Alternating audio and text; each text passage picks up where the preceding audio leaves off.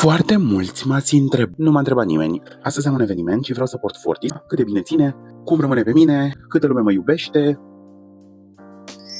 pe chelie, and let's see.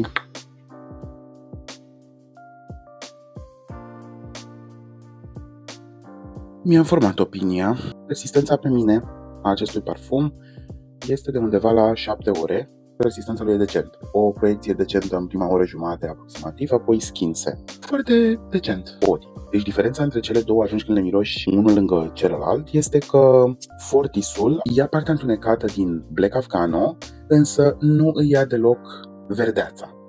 Partea aceea verde de la nota de Black Afghano este foarte verde și întunecat în același timp, are toate notele întunecate din Fortis. Fortisul este practic un Black Afghano după vreo 2 ore. Cam așa mi se pare mie. Spuneți și voi părerea voastră dacă le-ați încercat.